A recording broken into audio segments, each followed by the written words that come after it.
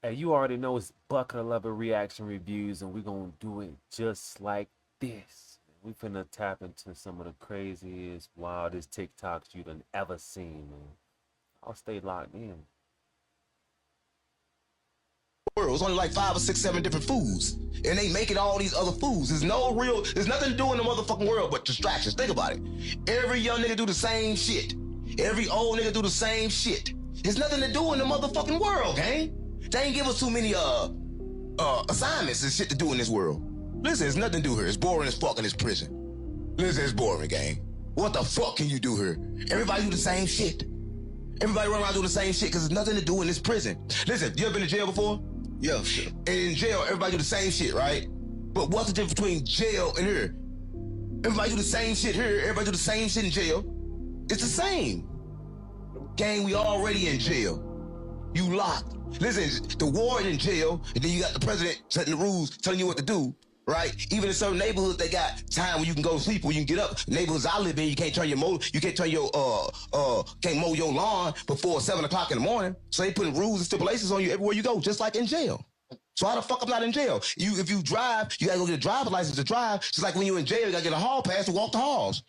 So play with me, man. They police this bitch. They police jail, gang. I'm in motherfucking jail locked in this motherfucking body. What? The fuck you talking about, gang? Well, answer this question. This just got... I'm not gonna lie, man. 607 be snapping, bro. I ain't gonna lie. He said a lot of truth, man. Like, you really gotta be able to decipher, through his messages, man. But, tap in with 607 man. way darker, and you're going to want to hear this news. Billionaire hedge fund legend Paul Tudor Jones just went public saying AI isn't some far-off threat. It's an imminent danger in our lifetimes, not in 50 years, but right now. He sat in a room with some of the top tech leaders on Earth, and when they were asked, "What are you doing about AI security?" they all admitted nothing. Why? Because the competition's too fierce. Russia, China, the US, everyone's locked in an AI arms race that no one's willing to slow down. Here's where it turns straight up chilling. Paul says he's buying 100 acres in the Midwest, stocking up on cattle, chickens, provisions, because he's prepping for a collapse level event. And get this, he even said it might take an accident that kills 50 to 100 million people before the world wakes up to how dangerous AI really is. And the craziest part? No one on that tech panel pushed back. People building this tech aren't planning your escape. They're planning their own. Cancer is not a disease. I'm not gonna lie, if AI start tweaking, I'm leaving. Straight up. I'm leaving.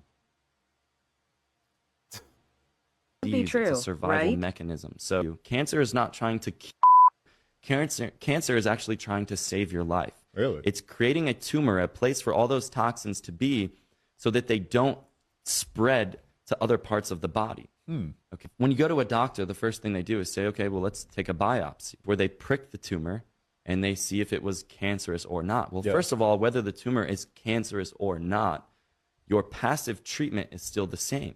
So you don't actually need the biopsy. In fact, most people don't actually die from cancer. They die from the treatment of cancer. Really? Yes. And so when they take that biopsy, remember that we're dealing with healthcare, so there's no money to be made off healthy humans. Right. And so when they prick the tumor, they're opening it up and allowing the cancer cells and all the harmful toxins to now spread throughout the body. Jesus. So now you go from having a tumor on biopsy, they come back, a little bit later and they say, okay, well now the cancer's spreading all throughout your body. So we're going to have to charge you more money, and you're going to have to do more radiation, chemotherapy, and all that, et cetera, which is crazy because Dr. Otto Warburg, who discovered cancer, he won the Nobel Prize for discovering cancer, he said, quote unquote, that no disease, including cancer, so this is any disease out there, can survive in a highly alkaline, highly oxygenated environment. The Nazis were probably actually right. I'm not gonna lie. That's a real scary thing, like when you think about it, like you said, there ain't no money in healthy humans. I mean,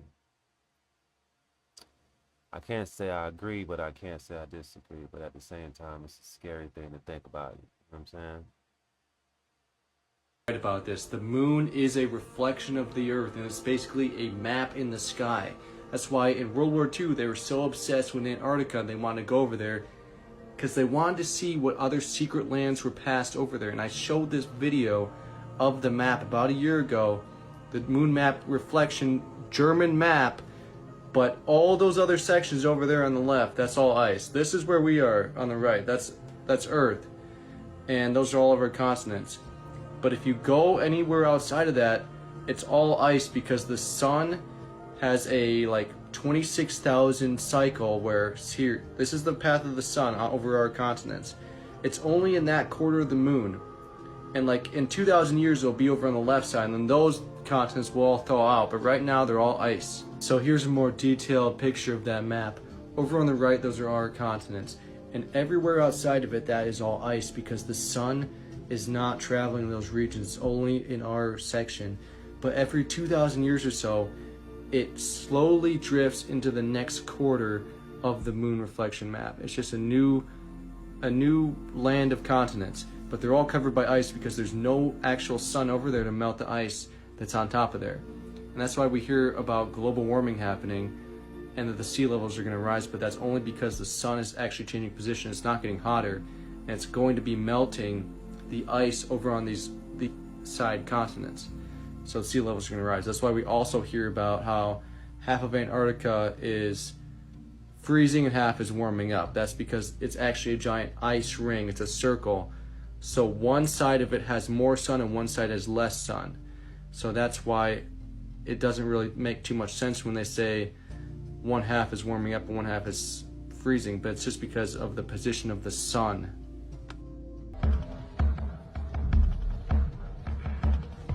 We're looking at Oscar, first human modular prototype that is able to live in various setups. What's going to happen is that I'm going to connect the brain to the heart module to activate the blood circulation. Now, the lung is going to start breathing. You can see both organs are now collaborating.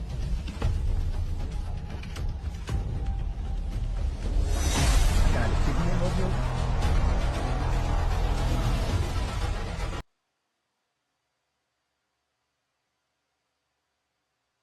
Did he just hook a battery to the meat? I'm saying, like, what? And if I have a lung module, you can start activating the organ. Now it's looking for the optimal temperature. If I have another lung module, let's start with nitrogen.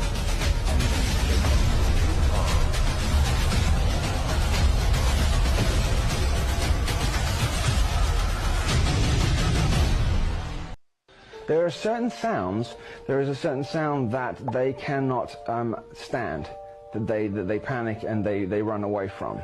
I know They Live, and in the movie They Live, and in They Live, there is a sound, there is a frequency, I don't know if you remember it towards the end, that Roddy Piper goes to, and it's a frequency that's being beamed out, which enables these aliens to look in human form. And when he breaks this frequency, then they're all seen. It alters the holographic projection that they're keeping. And I think it's a misconception that they are actually shape-shifting. Some are, but it's a misconception. Yeah. What they're actually doing is altering your visual cortex to make you think you're seeing them that way. Absolutely, yes. And this is very important as well, you know, because you can that's the truth. They're not actually looking that way. They've just manipulated your mind to think that they are. And that must work through all kind of visual media. Otherwise, you'd see a lot of these aliens walking around on the TV. Absolutely, yeah. I've noticed a lot of newsreaders, because they're doing that as an indoctrination and conditioning. If you look at newsreaders, because they're the ones who are in your house every day. Look carefully at the newsreaders. It's slowly drip drip. Conditioning you to accept. BBC is the worst, I think. Yes, yeah. I've noticed since we've changed to digital now, my senses have become extremely heightened, and even when I'm just listening to the TV, or even when you turn the volume down, I hear this sound frequency coming from the television that completely messes with my pineal. This would be the firmament inside. Like, you ever get that ringing in your ear? You know, like you be sitting somewhere, you know, just chilling or whatever, you know, and then your ear just start ringing. You know, that's what that reminded me of. He was talking about that. this tortoise egg, okay? The sky that runs across, okay? So it's almost like a dome, okay? So we're sealed off from these realms above. And I'll explain all that in a second, right? So when we're looking at it from underneath, when we're sat on the earth, we're seeing all the constellations revolving above us, okay?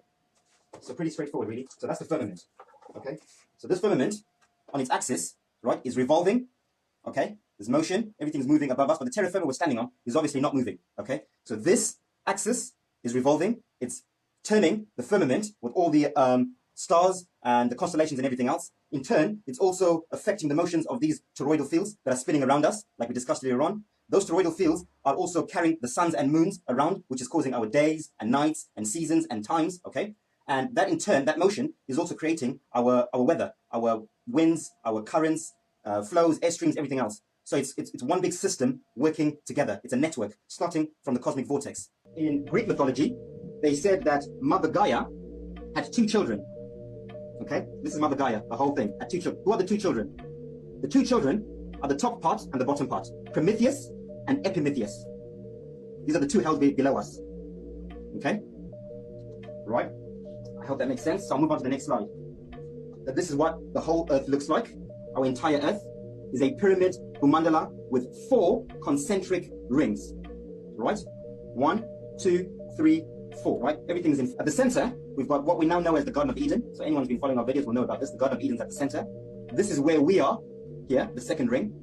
There's an outer ring and an outer ring outside that, all separated by these mountains, what we call the Antarctica ice wall.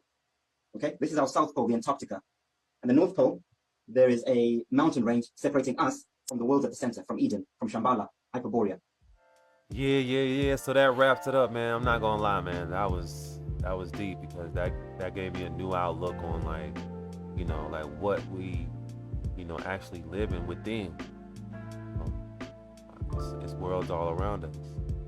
So it's exciting to hear about, you know, new discoveries and things that we've discovered along the way of this journey. But you already know this is Buckitorloveit Reaction Reviews. I appreciate y'all, man. Like, subscribe, comment, tap in with me. I'll be right back.